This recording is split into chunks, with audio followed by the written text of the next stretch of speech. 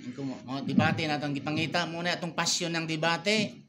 Oo. Ano kay pala sa imo kadali ha? Kanang katong among previous nga argumento ni Karashid, ang among isgutan base na imo na to na tan-aw kaluwasan. Gumikan sa apostolic doctrine and interpretation. Unya akong affirmative stand kanang gawa 2:38. Nga ingon si Pedro, maghinulsol kamo sa inyong mga sala o magpabautismo kamo sa pangalan ni Jesucristo aron mapasaylo ang inyong mga sala o dawata ang balaan nga Espiritu Santo. Unya gikontra man niya. Ingon man siya nga dili ko na makaluwas. Mao na dinha nagsugod akong challenge. Wala man maipitan nato, wala man maipitan. Friendly diet lang ba? Ang amo iya nga dili man kuno to makaluwas, maka-impyerno, makapahamak man, makapapahamak.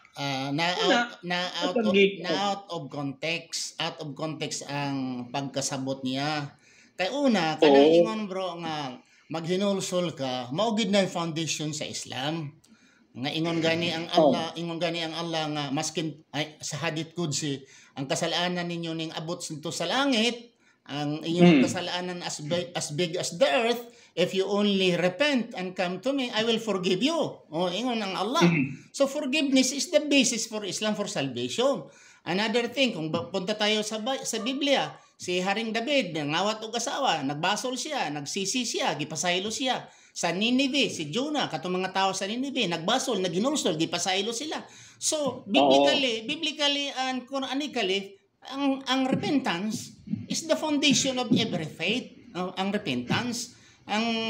Kasi ang foundation sa Christianity, sa alam ko, dati akong Kristiyano, ang foundation of Christianity about salvation is the crucifixion. Mao gid na foundation of salvation, crucifixion.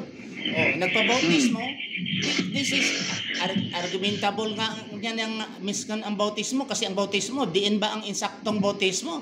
Bautismo ba sa Roman Catholic, Protestante, kasi different baptism man ang kuan. So the word even baptism, argumentative pa na saan ang tamang baptism Kasi kung magsabadista ka, bautismuhan ka. Kung mag-adto ka sa Katoliko, bautismuhan po ka. Mag-adto ka sa born again, bautismuhan na po ka. So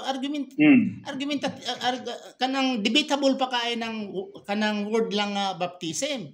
Pero mobalik ta dito gyud sa mobalik ta dito sa repentance, that's the basic principle of Islam. Ang pagsisisi. Oo. How can dili ko motivate kay mao na foundation sa Islam, repentance.